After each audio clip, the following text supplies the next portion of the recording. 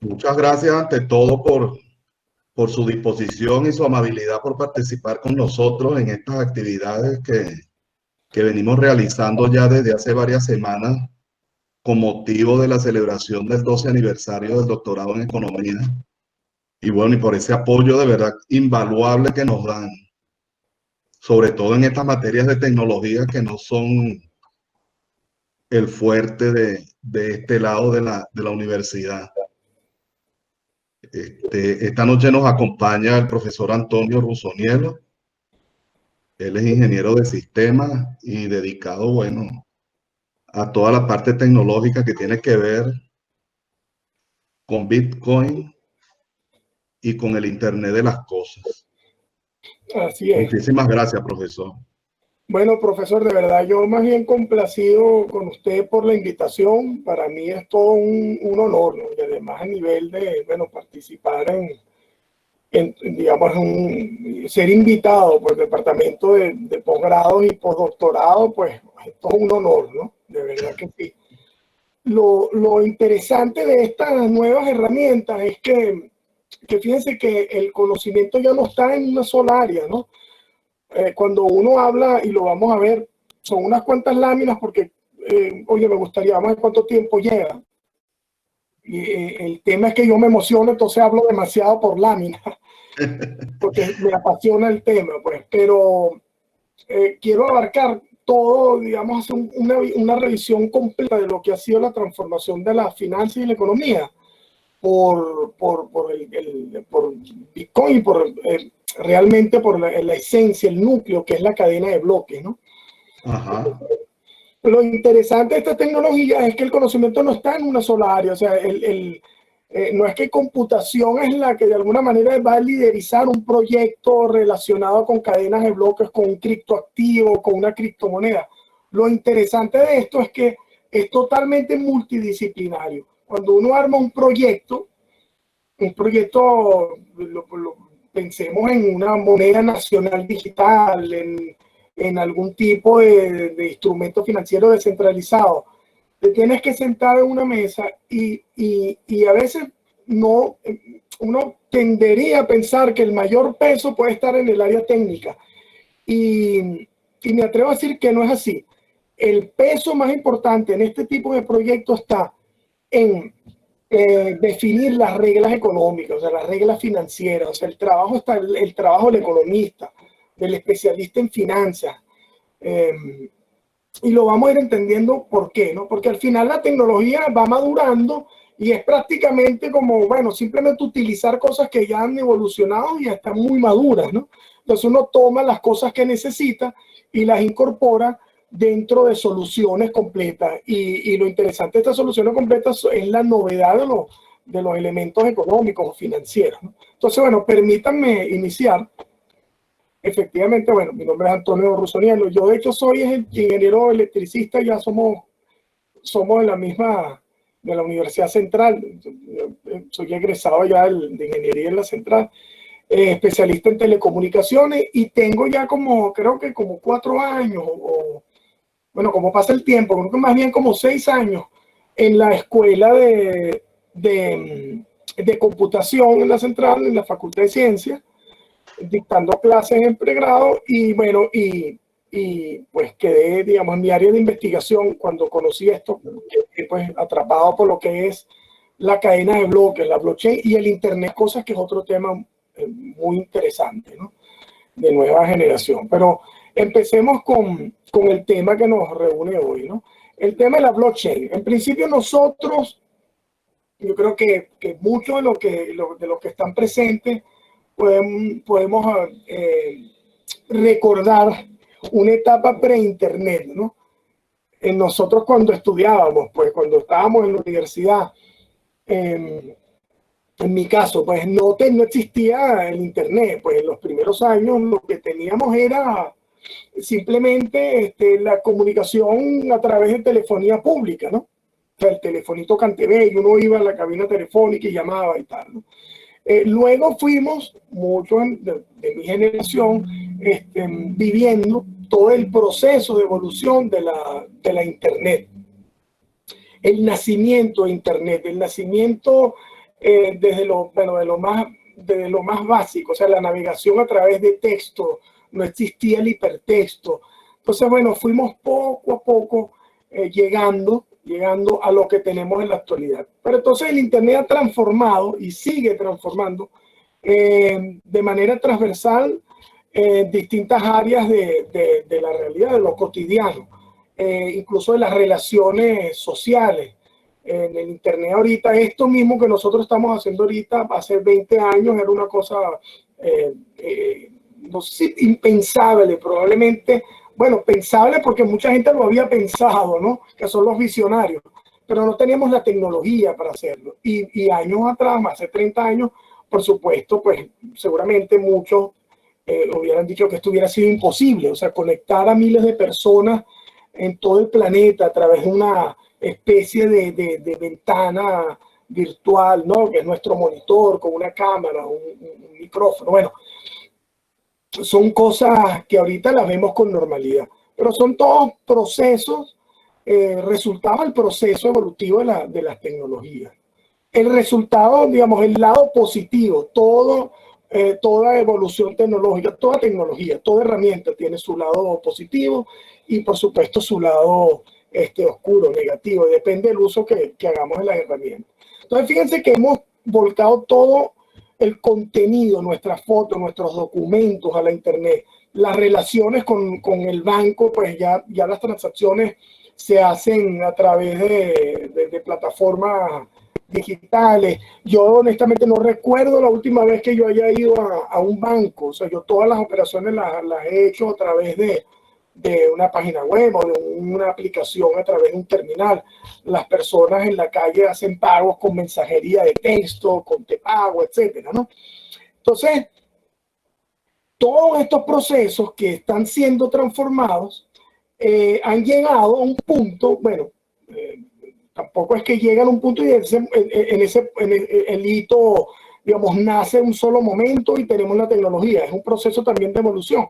Pero desde el año 96, muchas personas, desarrolladores y personas, digamos, incluso del mundo legal, ¿no?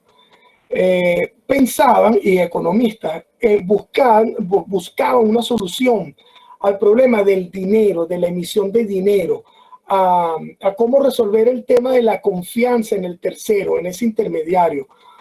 Sobre todo cuando pensemos nosotros que el Bitcoin nace en el 2008, sale el paper, el 2009 es el lanzamiento, se pone a producción en el 2009. Estamos hablando de los años en donde reventó la burbuja inmobiliaria, ¿no? Bueno, fue anterior, pero fue una respuesta a esa gran tragedia, ¿no? En donde las entidades financieras demostraron no siempre seguir las reglas. Y un grupo, y estos grupos se les conoce, se les engloba, se les da un término para categorizarlos ahí de alguna manera, etiquetarlos, son conocidos como los cypherpunk, cipher descifrado, asociado a la criptografía, y punk, ¿no? De alguna manera una especie de anarquistas criptográficos y tal. No estamos hablando de unos locos, de unos loquitos, ¿no? Estamos hablando de programadores, profesores de universidades en varias universidades del mundo, criptógrafos que están preocupados por este problema. Es decir, ¿cómo nosotros podemos sacar de la relación de una persona con otra, o sea, una transacción económica, cómo sacamos a ese tercero de confianza, a ese intermediario que ha demostrado no seguir las reglas? Bueno, ahí nacen las primeras propuestas de dinero digital descentralizado. Entonces ahí es donde empezamos a hablar nosotros de la blockchain, ¿no? Una tecnología que viene a dar soporte para este tipo de aplicaciones. ¿Qué faltaba dentro de toda esta línea que se muestra acá de evolución del Internet? ¿Qué faltaba tocar? El dinero. Porque bueno, la banca se transformó de alguna manera, pero los procesos en su núcleo, los esenciales, siguieron siendo los mismos, ¿no? Lo que transformó de alguna manera fue que abrió una ventana para realizar operaciones, que las personas pudieran entrar a través de una página web, pero siempre, digamos, utilizando al banco como ente de confianza. Con la entrada de Bitcoin, esta entidad estas entidades financieras son innecesarias, se hacen innecesarias. O sea, es justamente la tecnología que saca de la ecuación a este elemento garante, entre comillas, de la confianza, ¿no? No lo necesitamos, no necesitamos a la banca. ¿Por qué lo sustituimos? O sea, ¿con qué lo sustituimos? Con tecnología que hace ese trabajo. Esa tecnología se apoya de herramientas criptográficas, ¿no? Entonces, bueno, sigamos adelante. En principio quiero mostrarles esta lámina, la voy a pasar muy rápido, pero les voy a poner rostro a algunos de estos cypherpunks que les mencioné. Bueno, es muy, cabe destacar pues a Adam Back, un referente en este mundo. Uno de los activistas, por decirlo de alguna manera, de lo que es la blockchain en la actualidad, con proyectos muy interesantes. Él que lleva un proyecto que se llama Blockstream y llevaron una copia de la cadena de bloques de Bitcoin a satélites, ¿no? O sea, existen copias de la cadena de bloques de manera satelital, o sea, pudiéramos operar de manera ya global con Bitcoin. Les puedo nombrar acá a Nick Shabu. Él es un abogado, por eso yo anteriormente les hablé de abogado. Él es un abogado, criptógrafo y programador. Y él es el creador conceptual de la cadena de bloques. No tiene un código, no programó nada, pero desde el punto de vista conceptual, él ya empezó a dar las primeras aproximaciones a lo que debería ser una blockchain y un contrato inteligente desde el año 96, 94, desde el año 2004, ¿no? O sea que aquí hay una línea de investigación interesante, aquí hay una evolución, hay papers de científicos, académicos, ¿no? Y todo esto al final derivó en lo que conocemos como Bitcoin, ¿no? Porque el Bitcoin es el que recoge todo este trabajo y al final tampoco es que no crea nada nuevo desde el punto de vista como tecnología. Lo que hace es que integra cosas. Bitcoin agarró un poco del Proof of Work de Adam Back, que fue creado para otra cosa, para evitar el spam de correo, lo integra en una solución, buscando integrar tecnología para poder conseguir dar una solución para tener dinero digital descentralizado. Entonces toma cosas implementadas por Adam Back, tomó los conceptos de Nick Shabu, y pues empieza a integrar tecnologías, herramientas criptográficas que ya existían por años. La criptografía que se usa en las cadenas de bloques es una tecnología que no nace necesariamente con las cadenas de bloques, con Bitcoin, con Ethereum y con las más de 4.000 opciones que hay, ¿no? Son tecnologías que ya existían mucho tiempo atrás, ¿no? Entonces tenemos al famoso Satoshi Nakamoto. Satoshi Nakamoto es un grupo de trabajo. Yo difícilmente creería que es una persona. De todos modos, Satoshi Nakamoto es un anónimo, es un seudónimo, perdón, y que esconde a mi parecer es un grupo de trabajo que tiene especialistas del área económica, financiera, el área de redes, el área de matemática criptográfica fuerte. Y entonces en el 2008 lanzan un paper. De hecho, estamos muy cerca, a finales de octubre, o sea, el día de Halloween de octubre del 2008, es que se lanza el paper de Bitcoin, ¿no? Es decir, el día de Halloween tampoco eso es casual, ¿no? Como diciéndole a los grandes monopolios financieros, miren lo que lo tenemos preparado, ¿no? Teman que por ahí vamos a soltarle algo, ¿no? Entonces, ese paper fue revolucionario, pues, vamos a decirlo así, o sea, fue transformador. En enero, estamos hablando del paper del 2008, en enero del 2009, apenas 2 o 3 meses después, se lanza, o sea, se pone a producción la primera cadena de bloques del planeta, o sea, que es la cadena de bloques de Bitcoin. Y ahí pues empezó una transformación pues que hasta los días de hoy sigue pues generando noticias y dando de qué hablar, ¿no? Por supuesto que cuando este tipo de cosas se lanzan también a veces es muy difícil prever qué va a pasar con esto, ¿no? Entonces, en los primeros años, pues nadie, el valor de mercado de Bitcoin, pues era apenas unos centavos de dólar.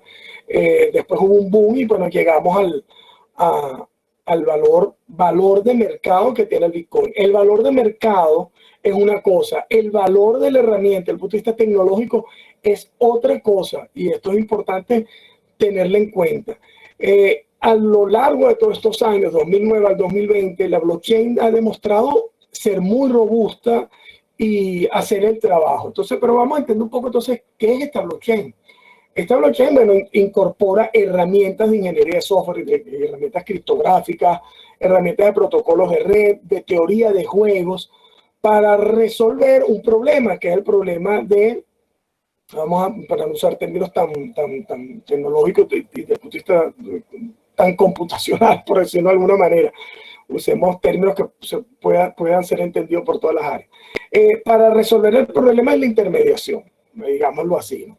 Es decir, conseguir una solución que permita que A y B puedan realizar una transacción, transferir algo, que luego este algo empezó se le empezó a llevar un nombre propio, se hablaba de criptomoneda, luego ese término se hizo más general, no solamente se habla de una criptomoneda, se habla de un criptoactivo, o sea, algo digital que podía ser transferido de A a B, sin intermediación de una entidad financiera. Y eso fue lo que se logró con blockchain. Bueno, de alguna manera se puede ver así que las entidades financieras fueron trasladadas o fueron sustituidas por algoritmos computacionales, algoritmos de red, por elementos que se programaron de teorías de juegos, etc. ¿No? Eso es lo interesante, o sea, que el algoritmo, las reglas de programación sustituyeron a la banca, por ejemplo, a cualquier entidad financiera que intermediaba entre A y B, ¿no? Simplemente era un garante de las operaciones, etc. ¿Cómo lo entendemos la blockchain? Bueno, la verdad es que cuando uno empieza a estudiar esto y uno empieza a tener una idea de lo que es la blockchain y uno piensa en bloques repartidos en todo el planeta, bueno, lo que uno tiene es un rompecabezas en 3D. Por eso yo le muestro del lado, pero creo que ustedes lo ven ahí igual, del lado izquierdo, ¿no? Bueno, van a ver un rompecabezas acá en 3D. Esa es la primera imagen que uno tiene de una cadena de bloques. Pero a mí me gusta hacer una segunda metáfora, es decir, ir ordenando esto. Pensemos que una cadena de bloques es como un rompecabezas lineal, se va creciendo de manera lineal. Tenemos un primer bloque, toda cadena de bloques tiene un primer bloque que lleva el nombre de bloque Génesis, porque así se le dio en Bitcoin. La primera cadena de bloques de Bitcoin llamó a su primer bloque Génesis, el bloque origen, el bloque que da nacimiento a la cadena de bloques. Entonces ese bloque Génesis va incorporando otros bloques y van, digamos, encajando un bloque después del otro. Los bloques, esto tal cual es un rompecabezas, es decir, no puedo colocar una pieza de rompecabezas más allá o antes de donde le corresponde. O sea, cada bloque de rompecabezas es único. Y eso se logró hacer con criptografía, con un elemento criptográfico que conocemos como hash, ¿no? Como funciones hash, que son una especie de huellas digitales. Entonces, esto nos ayuda mucho a visualizar lo que es una cadena de bloques. Es algo lineal, es algo que crece de manera lineal. Y cada bloque es único. Es como cada bloque tiene una cédula de identidad que lo identifica. Y además cada bloque va específicamente en un lugar de la cadena, ¿no? Entonces ahí tenemos una primera idea. Luego, esto lo entienden muy bien los contadores. Y de hecho, cuando se habla de blockchain, se habla de un libro digital, un libro contable digital, porque es exactamente eso. Lo que van a ver en esta lámina es un libro contable, y fíjense que en la hoja del libro contable aparecen campos, o sea, hay una estructura, ¿verdad? O sea, hay un campo que dice debe, hay un campo que dice haber, hay un campo que tiene la fecha, hay un campo que dice el número de la operación, el concepto de la operación. Bueno, el bloque de una cadena de bloques tiene una estructura de datos que puede ser comparada, o sea, no necesariamente tiene la misma información, por supuesto que no, pero es una estructura de datos como lo es una hoja de un libro contable para la cadena de bloques. Eso es un bloque. Y cuando se generan, pues, ¿no? Cuando ustedes hacen transacciones en la red, por ejemplo, en la red Bitcoin, Ethereum o cualquier red blockchain, se generan transacciones. Estas transacciones se recogen, así como en un libro contable se recogen cada operación, y cuando se acaba físicamente la hoja del libro contable que hacemos, pasamos la hoja. Eso mismo ocurre en blockchain. Hay nodos, hay equipos, computadores, digamos así, que recogen las transacciones, construyen bloques, y el bloque se cierra. Hay un momento que el bloque digital se cierra. Eso es un bloque. Esa es una página de un libro contable digital. ¿No? Espero que se vaya viendo esto. Esto para tener la idea de lo que hace la blockchain, porque este es el núcleo de toda esta tecnología, es la esencia, ¿no? Entonces, ¿qué logramos con blockchain? Bueno, logramos primero llegar a un consenso entre las partes, es decir, todos los participantes, porque además todas las operaciones que son ejecutadas, el nodo el computador que construye un bloque, después existen blockchain que son minables, hay otras que no son minables, etc. Pero todas estas operaciones son verificadas por toda la red de manera, digamos, democrática y participativa. Entonces, se implementan unas reglas de consenso, y si la mayoría está de acuerdo en estas reglas de consenso, pues simplemente las operaciones son de alguna manera aprobadas, ¿no? Y fíjense que cómo se logra, bueno, a través de criptografía, eso ya lo dijimos. ¿Qué es lo que logramos? Logramos dar confianza en un entorno no confiable. El Internet es un entorno no confiable, por favor, tengan esto siempre en cuenta. El Internet es un tanque de tiburones, y la blockchain lo que hace es aislarnos de alguna manera, protegernos de ese entorno no confiable. Es como una especie de capa de confianza. A mí siempre me gusta referirme a ella como una capa de confianza, porque tiene una cantidad de protocolos, de reglas, que por primera vez dentro del Internet nos ofrece una herramienta que nos da confianza para que los pares, las personas, puedan operar directamente sobre el Internet a través de blockchain sin utilizar a ninguna otra institución, ¿no? Y entonces la blockchain empezó, a partir, pues, por supuesto, de Bitcoin, a evolucionar, a crecer de una manera bárbara. Tenemos más de, yo hace rato lo mencionaba, dije un número, ya me quedé corto, son más de 4.000 por lo menos listadas en la plataforma, en plataformas de criptomonedas, ¿no? Estas plataformas de cambio, etc. CoinMarketCap es una de ellas, y en CoinMarketCap, que lista una cantidad gigantesca de proyectos blockchain, bueno, tienen más de 4.000. Unas son blockchain que tienen valor de mercado, o que tienen alguna propuesta, aunque no necesariamente tienen un valor de mercado considerable, pueden tener un valor muy bajo, pero su propuesta tecnológica es muy valiosa, pero todavía el mercado no las ha captado. Eso existe, y a cada rato están apareciendo esas blockchain, ¿no? Y existen otras que son simplemente especies de experimentos o trampas, ¿no? Hay de todo. La verdad es que hay de todo, y hay que tener cuidado. Hay que tener cuidado porque en la actualidad cualquier persona puede desarrollar un proyecto blockchain. Cualquier grupo puede desarrollar un proyecto blockchain. Existen blockchain públicas y privadas. Las que uno conoce, Bitcoin, Ethereum, entre otras, Litecoin, Dash, son blockchain públicas. O sea, que no necesito pedirle permiso a nadie para operar. Compro, simplemente voy a una casa de cambios, a un crypto exchange de esto, compro con un tipo de moneda, tengo mi criptoactivo y empiezo a operar. O sea, no pido permiso. Pero también hay soluciones privadas. Esta solución ha empezado a ser incorporada en seguimiento de cadenas de suministro, en proyectos gigantescos asociados, por ejemplo, al transporte de containers, de mercancías de manera global, ¿no? Porque las empresas han detectado, digamos, la fortaleza de la blockchain y lo han empezado a implementar en sus procesos, ¿no? Entonces, esto ha ido creciendo. Y sigue evolucionando y siguen apareciendo cosas interesantes y nuevas. Por ejemplo, los contratos inteligentes.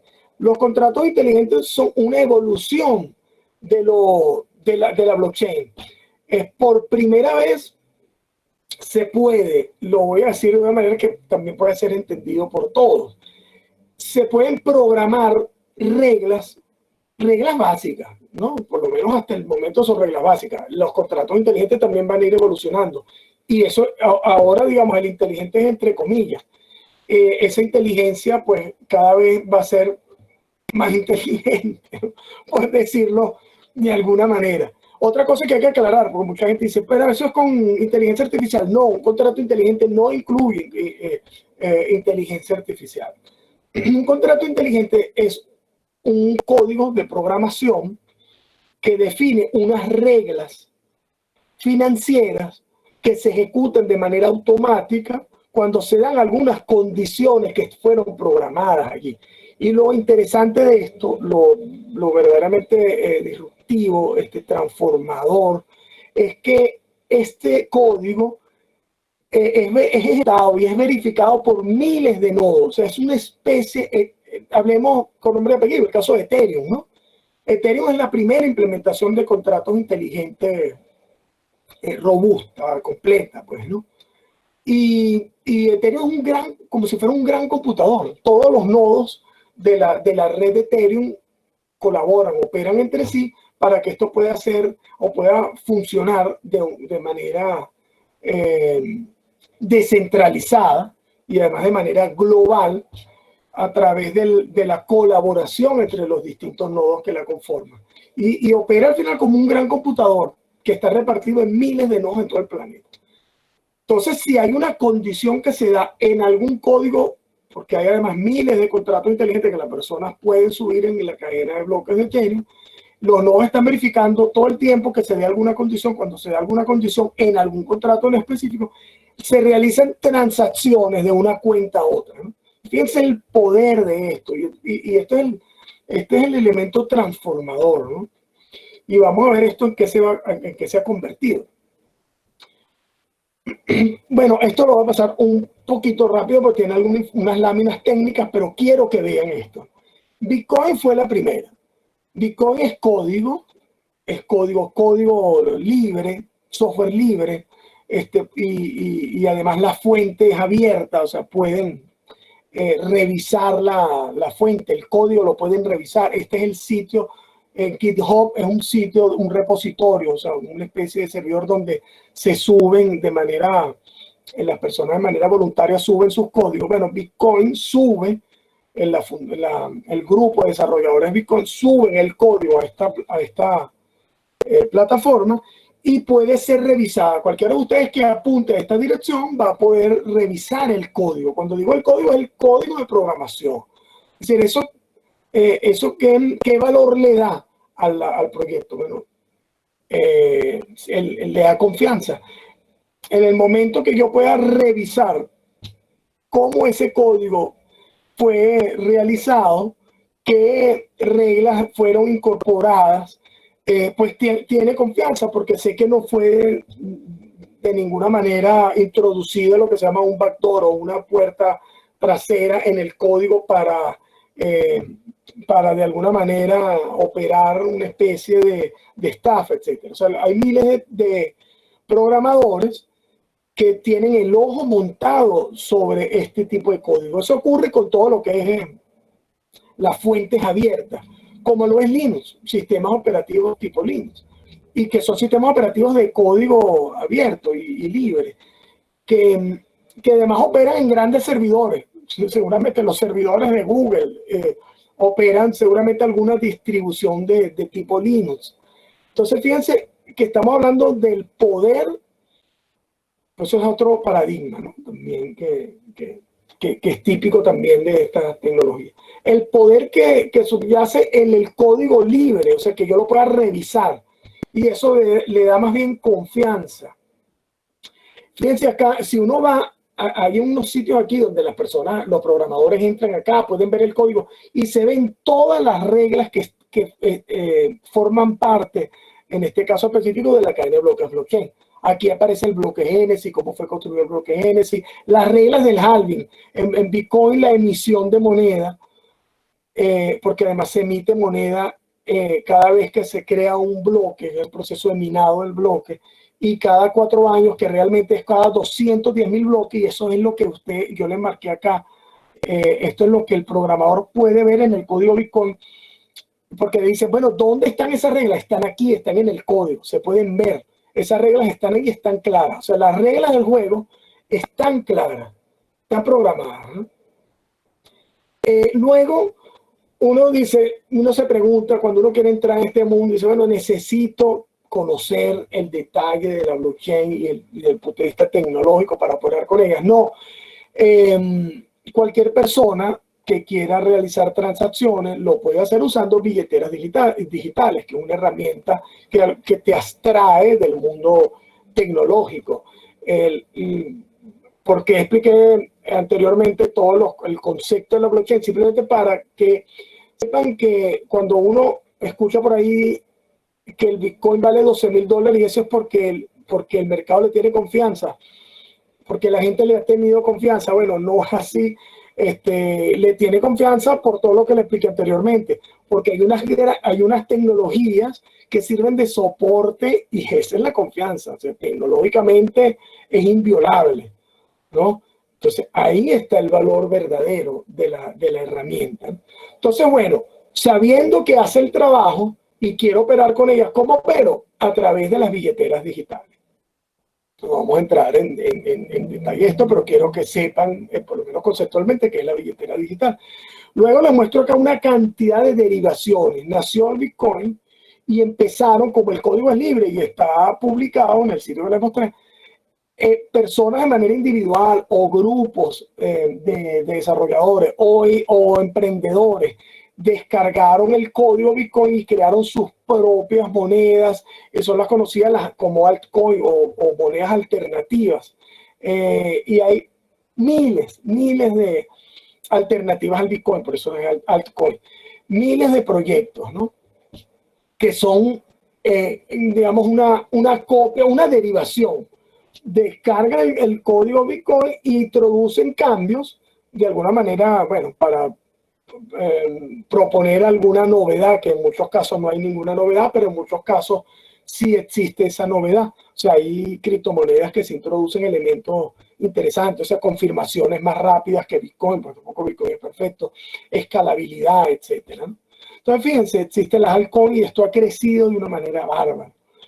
Llegamos entonces a la posibilidad de crear criptoactivos. O sea, entonces, por eso muchas personas también los habrán escuchado. Dicen, bueno, pero el Bitcoin es mucho más que criptomoneda. Y eso es así, es verdaderamente así. Bitcoin es mucho más. Eso es lo que le quiero mostrar en esta parte. Y además hablamos de economía tokenizada, o sea, una cantidad de oportunidades gigantescas. Fíjense, la blockchain puede ser vista como el primer medio digital nativo para el valor. O sea, por primera vez podemos hablar de activos digitales.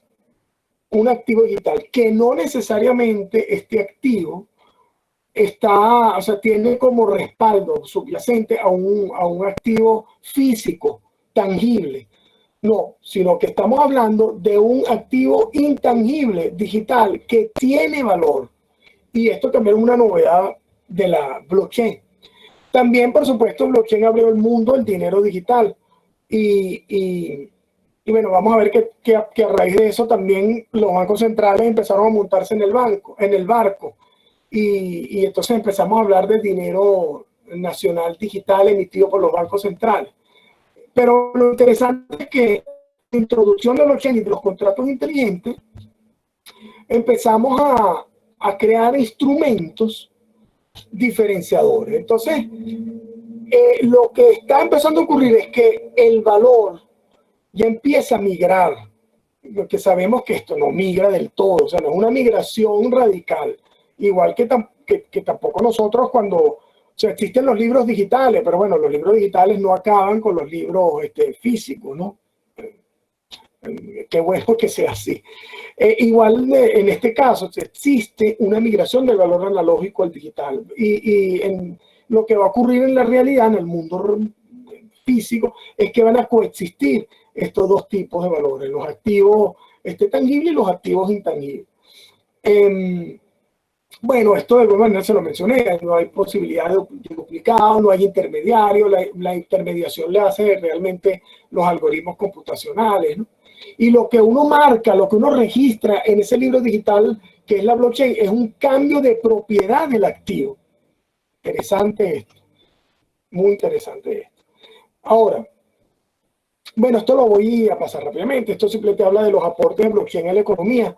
Ahí, bueno, el Banco Santander habla de 20.000 millones de ahorros en costos operativos implementando blockchain, es decir, la banca y las grandes instituciones financieras están empezando de alguna manera u otra a ver cómo implementan, cómo introducen la herramienta, cómo se apoyan de la blockchain para reducir sus costos operativos, cómo hacerla más robusta, cómo transformar digamos, sus operaciones, hablemos de tradicionales, y adaptarlas a esta nueva realidad.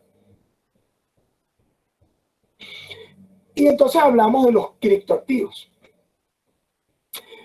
Cuando hablamos de criptoactivos, tenemos que las criptomonedas son apenas una parte de este gran, de esta gran categorización, pues digamos, de lo que son los criptoactivos. Las criptomonedas son apenas una parte.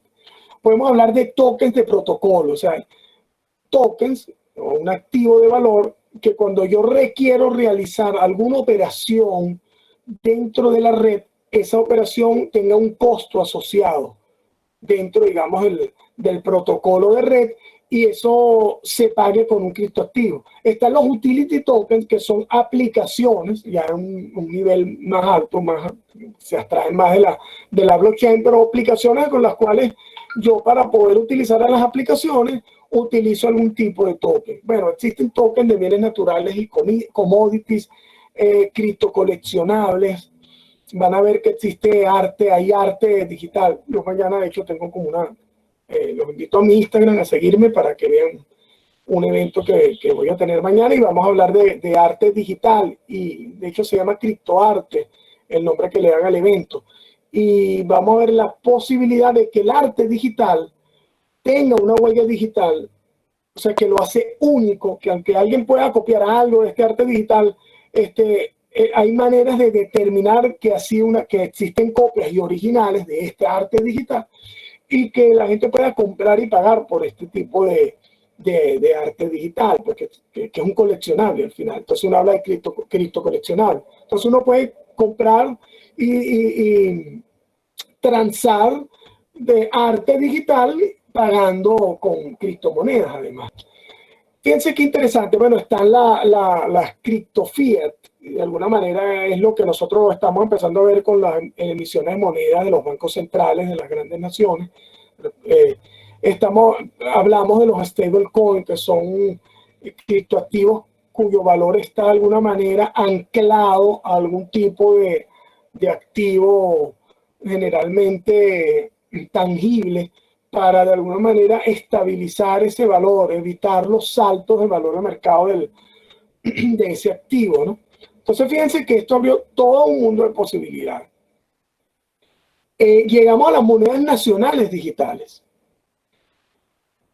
Características de estas monedas nacionales digitales. Monedas digitales controladas por los bancos centrales. La tendencia es, y es natural, ¿no? La tendencia es ir a esquemas centralizados. Ningún banco central va a entregar su política de emisión de monedas, su política monetaria a la blockchain, digamos, a un algoritmo computacional. Sería perfecto, sería interesante ver el experimento. O sea, que se cree una especie de blockchain nacional en donde las personas, todos nosotros, pudiéramos participar en la emisión de moneda, minando la moneda nacional con nuestros computadores o nuestros teléfonos inteligentes y de alguna manera conectarnos, ser parte de esa moneda digital nacional, porque además participamos activamente. No he visto un caso así. Hasta ahora todas tienen elementos de centralización y los van a tener. Lamentablemente yo lo veo así. Tenemos ya pilotos corriendo. Tenemos, bueno, creo que el más rezagado está, no hay ningún piloto. Los Estados Unidos, la Reserva Federal está rezagada cuando uno compara con el piloto que tienen los chinos, con el yuan digital, que está súper avanzado. Y además tienen desde el 2014 corriendo el piloto. O sea, un proyecto muy robusto, ¿no? Y además aquí estamos hablando de elementos de, bueno, elementos de guerras económicas, ¿no? Entre las grandes potencias. O sea que aquí estamos hablando también de un elemento muy importante dentro de esa geopolítica, ¿no? Entonces, bueno, la Reserva Federal está un poco quedada en los Estados Unidos. Ellos en estos días dieron un comunicado, dijeron, bueno, es preferible, no siempre es bueno ser el primero, dijeron, ¿no? Es bueno esperar y ser la mejor opción. Yo no sé si eso siempre es así. Si eso sea así, porque de hecho los chinos creo que van a ser los primeros y tienen el 2014 probando, o sea que tampoco están inventando ni están jugando, ¿no? O sea, van con todo. Pero existen propuestas para el dólar digital. Esta es una fundación, el proyecto dólar digital, que le ha hecho algunas recomendaciones a la Reserva Federal.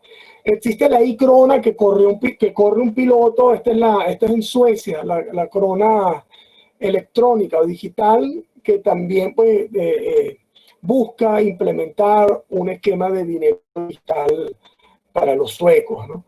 El euro digital, bueno, van a ver que hay ya bancos anotados en esta carrera para de alguna manera aprobar un euro digital. No hay todavía nada concreto con esto. Me parece que cada banco, también ahí están jugando un poco a ver quién lleva el liderazgo entre los alemanes y los franceses, ¿no?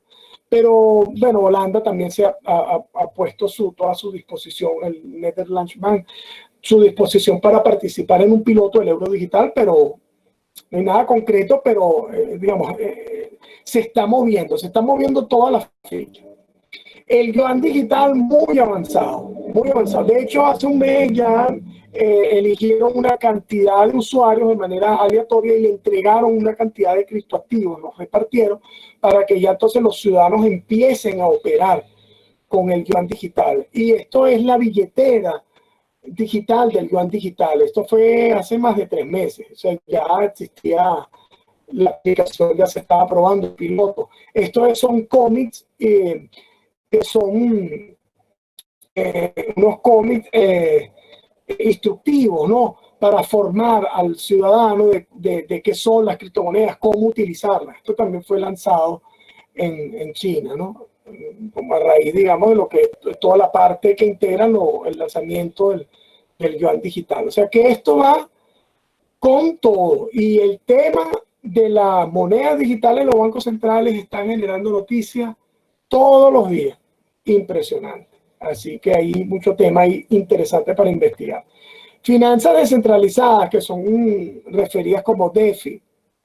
Bueno, hay que tomarse la pastilla roja o la azul, ¿no? Aquí le puse una imagen de hay que decidir.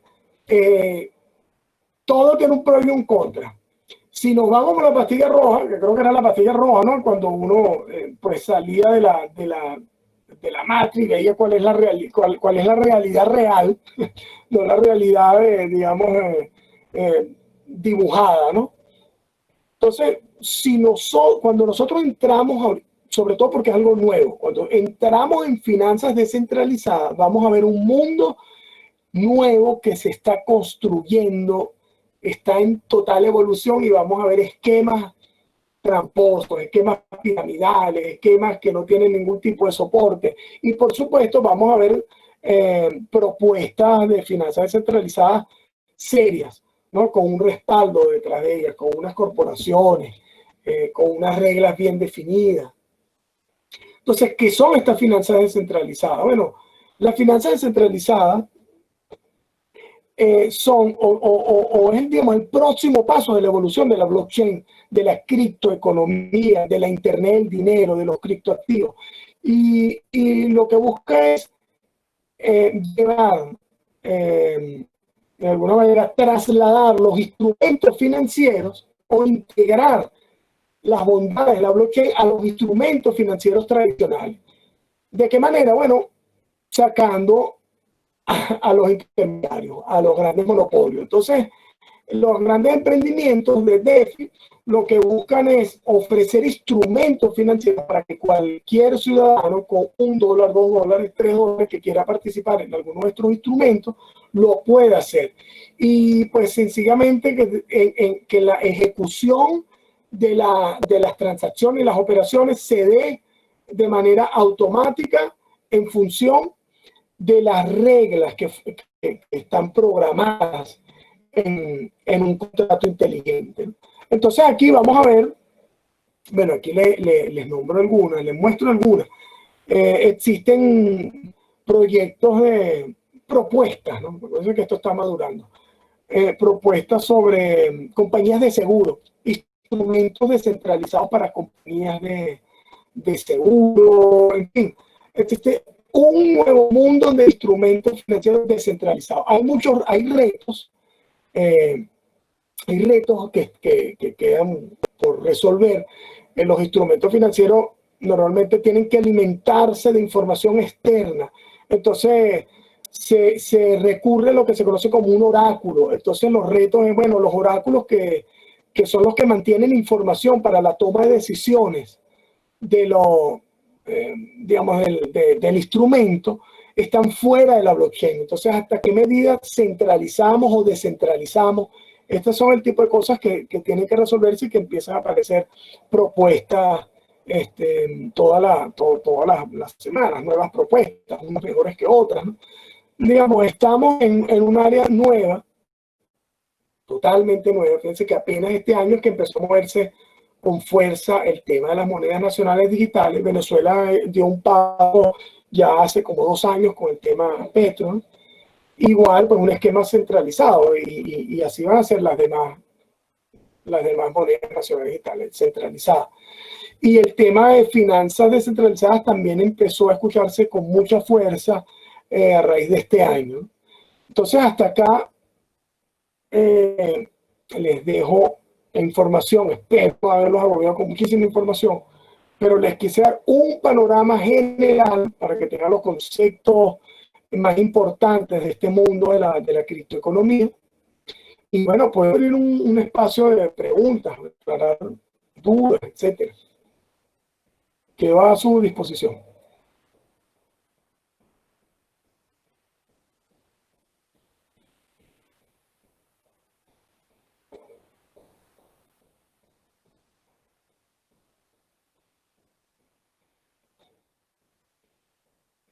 A ver.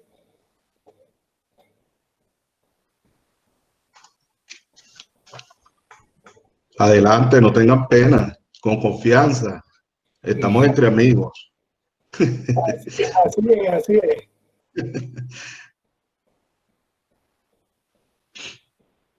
George, ¿tú no tenías una pregunta?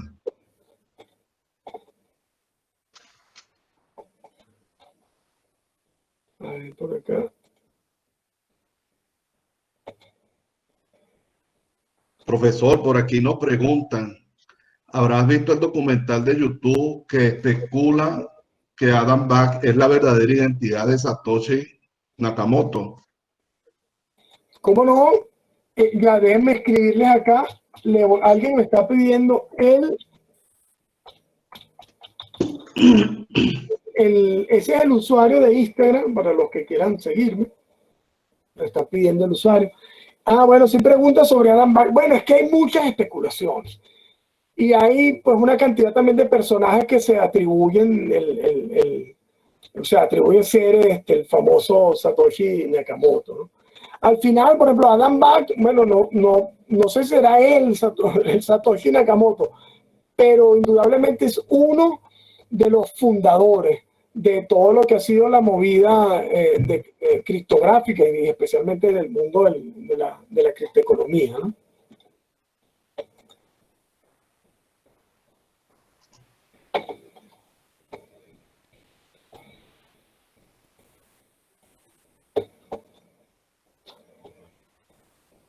Con respecto a que hay otra pregunta. Ajá.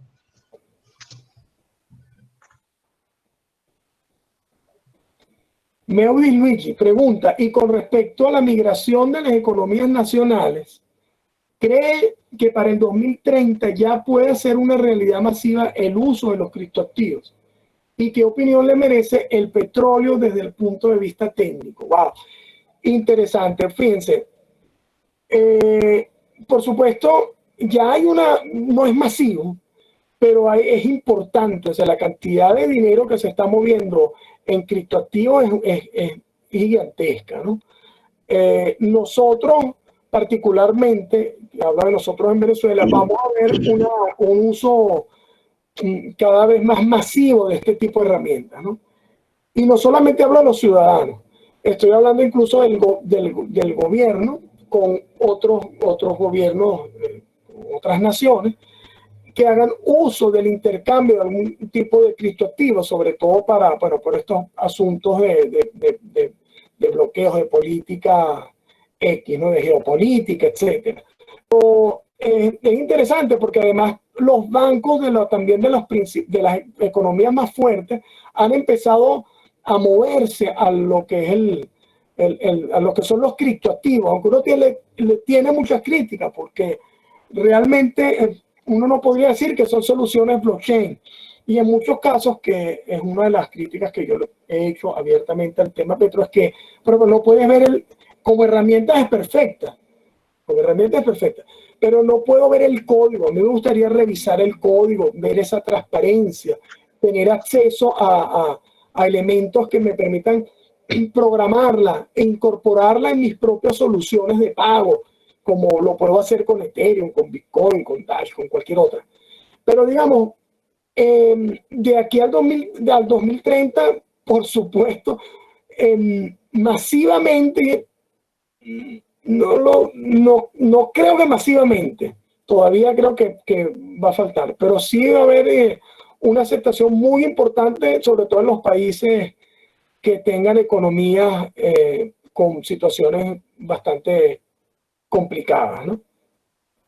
El tema del petróleo, bueno, el tema del petróleo, fíjense, el asunto es el siguiente.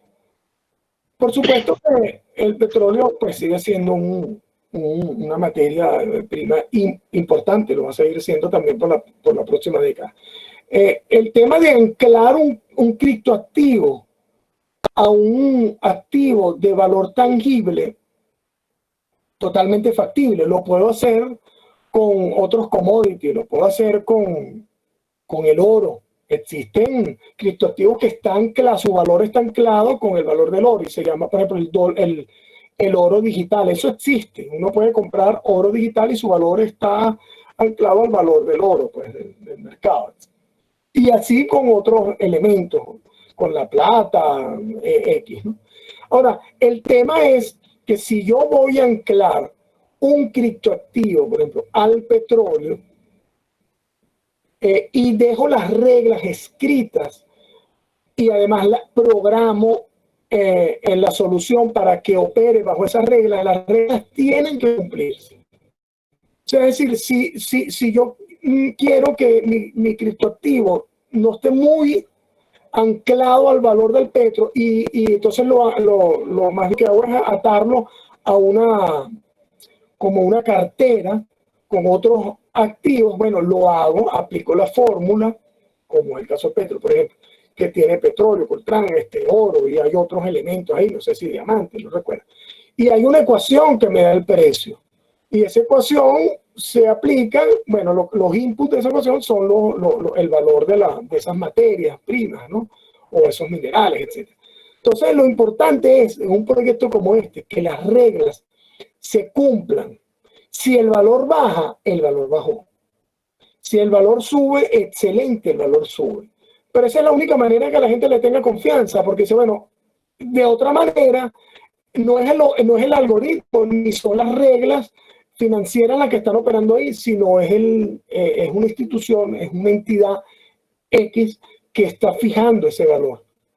Y por supuesto, eso no va a tener mucha confianza, ¿no? Por lo menos yo no tendría mucha confianza en eso. Ahora, ustedes ven el caso de Bitcoin, bueno, Bitcoin llegó a $4,000. Y es que hay alguien detrás tratando, bueno, si hay muchas personas tratando de hacer que el valor baje por un lado y otro que suba, pero siguiendo las reglas, ¿no? O sea, no trampeando de repente el código o simplemente fijando el precio en una página. Eso es lo que le va a dar valor a ese criptoactivo. Las reglas claras. Ahora, ¿lo pueden anclar al petróleo? Bueno, sí, lo pueden anclar también a cualquier otro tipo de commodity. No hay ningún problema. Y sí creo que el petróleo va a seguir teniendo valor por lo menos por la próxima década. Cada vez menos. Eso también lo creo. Porque vamos a tener otro tipo por ejemplo, energías que van a hacer que pues, se vaya reduciendo de alguna manera el consumo de petróleo, pero bueno, no es inmediato, ¿no? A ver, ¿alguien más pregunta por acá? Bueno, ahí alguien pregunta, dice, mi duda, Carlos Aponte. Saludos, Antonio. Mi duda es respecto a la tokenización del valor. No me quedó claro en qué consiste, particularmente los tokens de bienes naturales y commodities. Bueno, es justamente respondiendo a lo anterior, respondí esto, ¿no? O sea, digamos que tú crees un criptoactivo, le das un nombre, le das el nombre, el oro digital, y tú conectes, la conexión, claro, la hace el emprendimiento, ¿no? La fundación o el emprendimiento, la institución o el gobierno que sacó esta especie de criptoactivo instrumento y te lo fijó a un valor de un commodity, pues simplemente mantenga esa regla. Ahora, lo interesante es que este commodity físico tiene una representación digital. Entonces, ¿cuál es el beneficio ahí del criptoactivo? Que ese criptoactivo lo puedo mover como yo quiera, o sea, lo puedo transferir de par, lo puedo subdividir, puedo tener confirmaciones instantáneas, inmediatas, ¿no? Ven lo interesante de esto. Vamos a ver qué otras preguntas.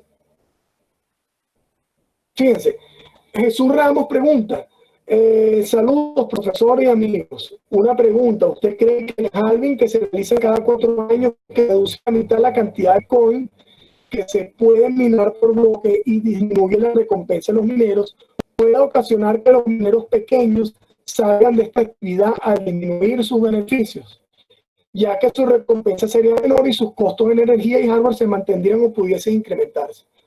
Totalmente. Totalmente es así. Va a ocurrir, es más, está ocurriendo.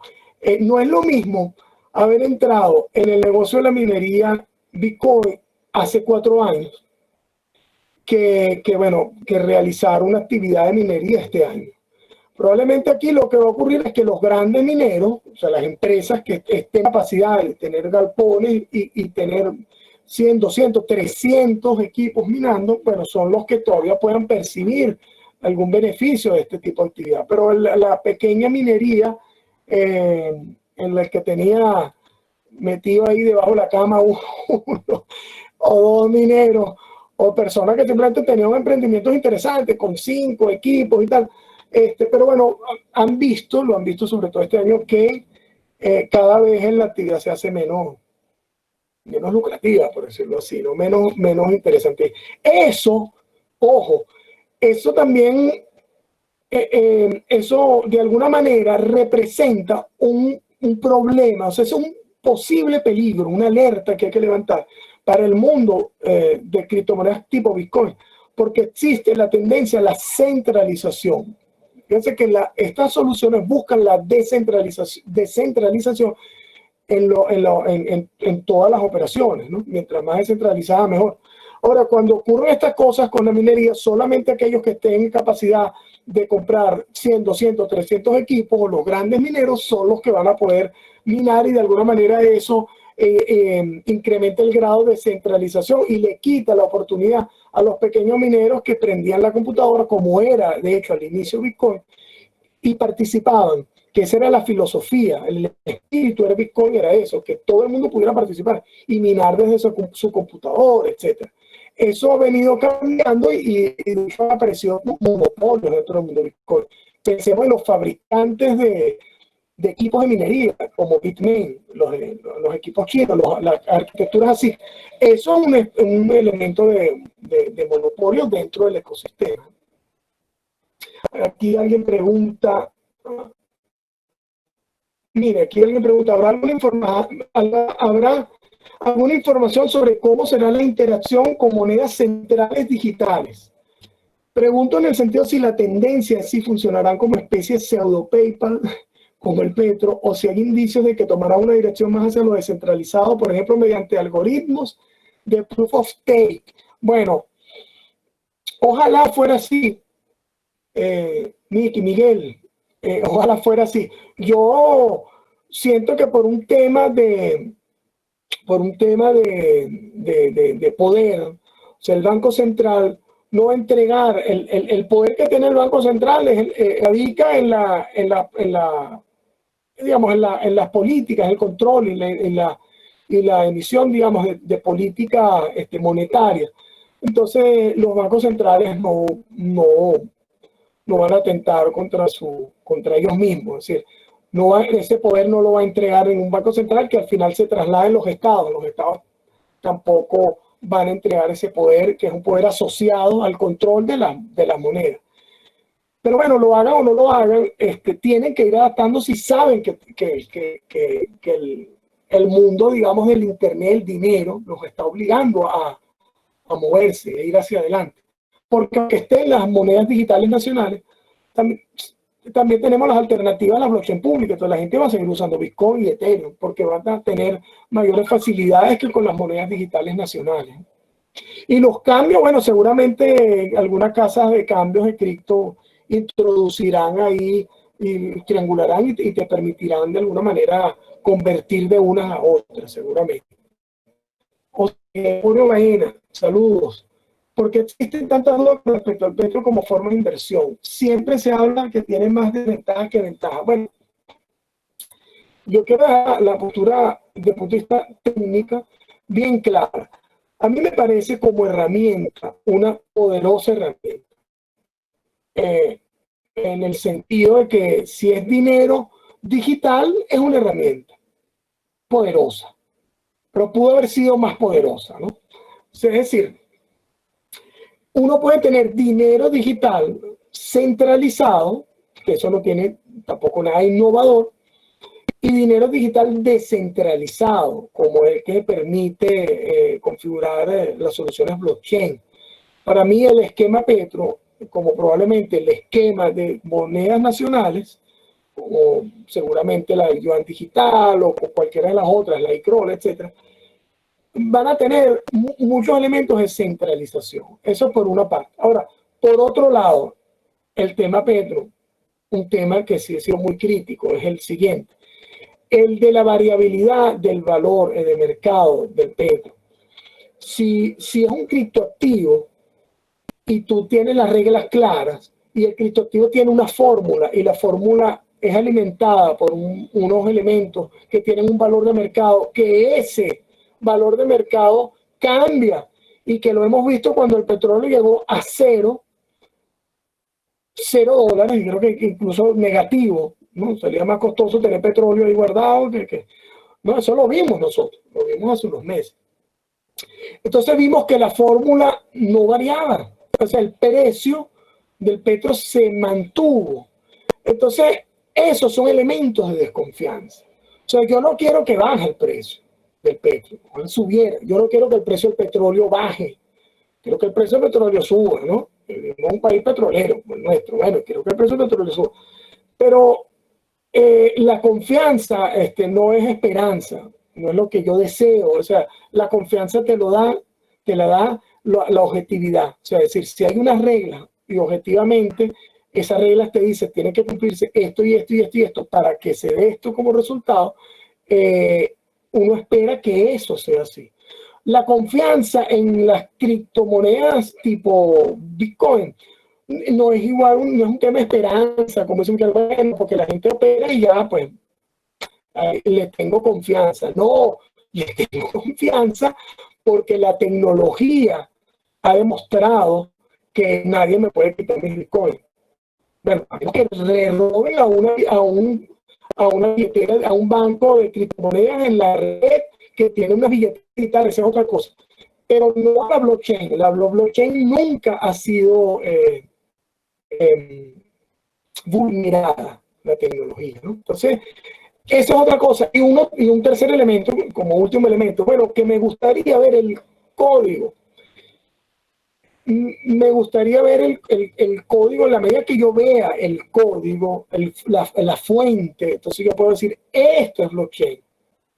Una moneda digital nacional que dice operar con blockchain tiene que demostrar que opera con blockchain, porque si no, eso puede estar metido en un gran servidor, en una gran máquina y ser nada más y nada menos que una solución centralizada, totalmente centralizada, ¿no? Espero que se vean este tipo de cosas, ¿no? A ver, George Carmona, tengo dos inquietudes. La primera es que el Bitcoin no es fuerte por sí mismo, sino por el respaldo del Internet. La otra es en relación con el retraso de USA en comparación con China. Creo que USA en consideración a que es su moneda la más usada mundialmente. No se puede arriesgar como lo hace China. Déjame responderle a George Carmona. Saludos. Fíjense, el respaldo de toda tecnología descentralizada es la Internet. El respaldo de lo que estamos nosotros haciendo ahorita, o sea, tener una videoconferencia es la Internet. O sea, es importante ese elemento, ¿no? O sea, es decir, sin Internet, sin buena infraestructura, sin un Internet estable, pues cualquier solución digital pues se diluye, pues se convierte en agua, pues no es una herramienta probablemente eficiente, no va a ser eficiente, no va a poder desplegar toda su eficiencia. O sea, necesitamos Internet para todos, además. Venezuela creo que ha bajado mucho la penetración del Internet, creo que estamos a 34%, según los últimos números, muy bajo. Y estamos hablando de implementar tecnologías de pago en criptoactivos y es más, independientemente de criptoactivos, usamos métodos de pagos que necesitan Internet, como los métodos de estos tipos de pago móvil, utilizan el Internet. Entonces, es importante que se invierta en infraestructura tecnológica, porque es un tema, además, es un tema de seguridad nacional, ¿no? Por decirlo de alguna manera. Pero es que es así, totalmente es así.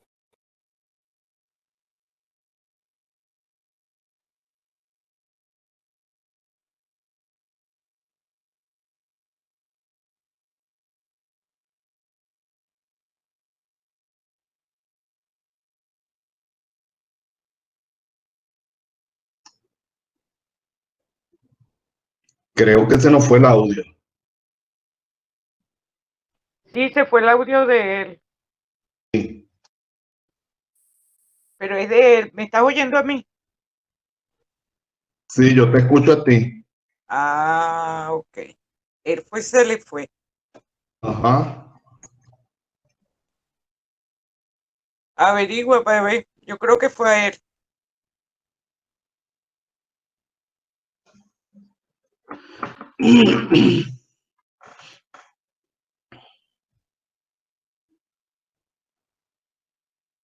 Qué broma.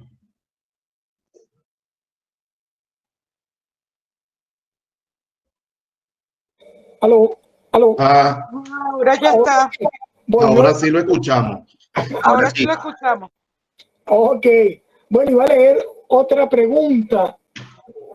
Aquí pregunta Andrés Betancourt. Es decir, que atar un criptoactivo a un commodity lo que proporciona es dar mayor liquidez en la comercialización si es adoptado. Bueno, en cierta medida sí, exactamente.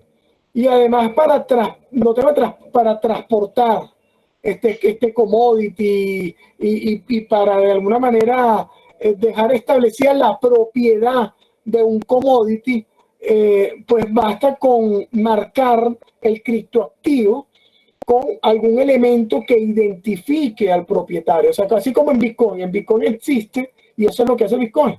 El criptoactivo, cuando uno lo transfiere de una persona a otra, lo que hace es cambiarle la propiedad. Y eso es lo que se registra en la cadena de bloques, ¿no? Entonces, eso totalmente, pues, la liquidez de la comercialización es gigantesca, ¿no?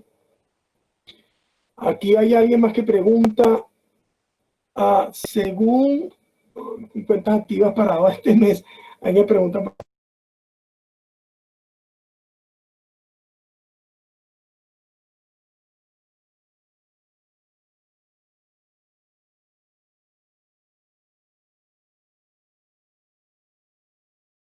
Mira, Ibrahim se le volvió ahí, ¿verdad? Ajá. Profe, perdimos el audio nuevamente. Sí, es a él que se le va. Sí. Sí, vale, hay algo en el micrófono que está como echando. A ver si me escuchan, ¿verdad? Sí, lo estamos escuchando. Ahorita sí. No digo si existe si hay otra pregunta, a la orden por acá para responder.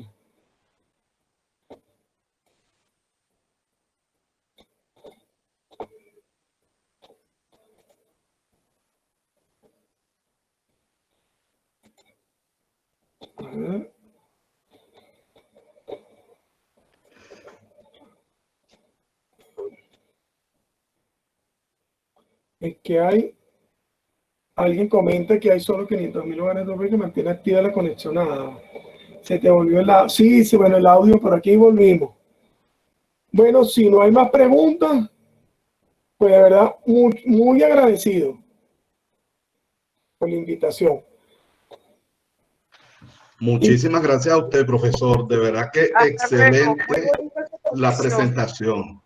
Bueno, Cuéntanos, Ángela. Sí. Aló, que muy bonita su presentación.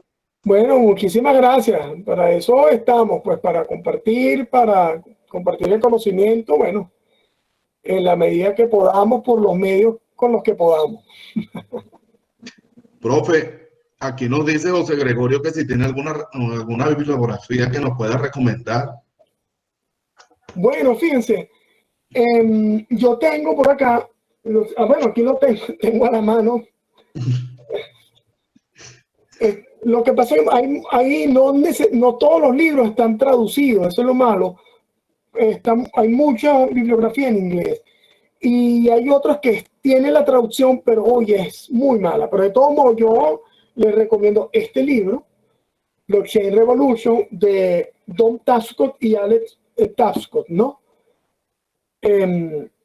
Ellos de hecho tienen cursos en Coursera y tienen en los primeros meses de pandemia tenían una opción para que uno tomara cursos de criptoeconomía, etc.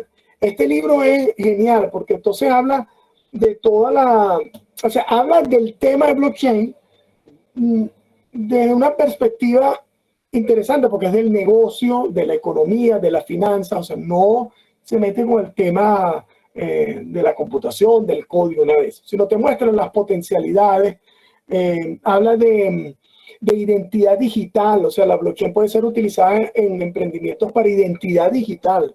Y además aquí podemos hablar de una herramienta de identidad digital global, o sea, con este potencial. La blockchain da para soluciones de gobernabilidad, perdón, de gobernanza digital, de una manera bárbara, o sea, para hacerle seguimiento a los presupuestos de alcaldías, municipios, del mismo estado, para soluciones de gobernabilidad global. O sea, esto es muy interesante. Entonces, esto es un libro que se los recomendaría. Y hay otros, pero sí son más técnicos, ¿no? Este es un Andrés Antonopoulos. Andreas Antonopoulos es como un evangelizador del tema blockchain, tiene años, es un referente, pero él es más técnico, es un perfil más técnico. De todos modos pueden buscarlo en las redes y leer sus artículos, y tiene un podcast y van a aprender muchísimo. Además a estar, si lo siguen, van a estar muy al día. Claro, estos libros ya son más el lanzacódigo y habla de contratos inteligentes. El que esté interesado, este se llama Mastering Ethereum, y hay otro que se llama Mastering Bitcoin, que es de él, y van a sacar otro a finales de este año que se llama Mastering Lightning Network, de todo de Antonopoulos, ¿no? Perfecto. Bueno, miren, me preguntan, hay muchos, estos libros, de hecho, los libros de Antonopoulos se pueden conseguir en digital porque están bajo la filosofía, de hecho, se suben en GitHub, bajo la filosofía, creo que se llama Común Creative, ¿no? O sea, que uno lo puede descargar de manera gratuita y pues sin ningún tipo de problema y sin estar violando ningún tipo de licencia, ¿no? Los libros de Antonopoulos están disponibles. El libro de Blockchain Revolution no, hay que comprarlo, a lo mejor se consigue en digital, ahora todo es posible en la internet, ¿no? Aquí nos están pasando, de hecho, 2 links. Bueno, sí. La gente está interesada. La gente está interesada. Es que en ese enlace, ¿quién lo manda? ¿Cómo no? Yo sé que lo está mandando. Minky. Mi KR. LibGen es una gran librería, creo que son rusos. Entonces ellos se encargan de escanear y de digitalizar una cantidad de libros académicos, hay paper, hay de todo, ¿no? Pero bueno, con el tema de las licencias y del tema del derecho de autor y eso, pero bueno, están cada quien. Yo, por supuesto, con nuestra realidad, yo descargo libros digitales. No los puedo tener todos en físico. Estos son como regalos que uno se va haciendo de vez en cuando, porque cada vez por el tema del costo y nuestra realidad es un poco difícil, pues. Pero bueno, tenemos la alternativa digital, ¿cómo no? No nos vamos a detener por eso. Buenísimo. Perfecto, bueno. Lástima que se nos acabe el tiempo, pero maravillosa la exposición. De verdad que muchísimas gracias. De verdad, muy agradecido. Por haber compartido con nosotros su experiencia, su conocimiento, por regalarnos este tiempo. De verdad que es algo muy valioso para nosotros. Gracias a todos los chicos por participar y bueno, los esperaremos la próxima semana. Seguro. Bueno, profesor, muchas gracias por la invitación y bueno, bien ameno y bien interesante, ¿no? Está además, bueno, decir que quedó a su total disposición. Bueno, un aplauso a ustedes por este tipo de actividades y que se mantengan activos y firmes con esto, ¿no? Hay mucha gente haciéndolo en el país que con todo el sacrificio sacan de su bolsillo y se lanzan un webinar y se lanzan un Instagram Live para compartir conocimiento y eso hay que aplaudirlo y agradecerlo, de verdad que sí. Así es. Muchísimas gracias.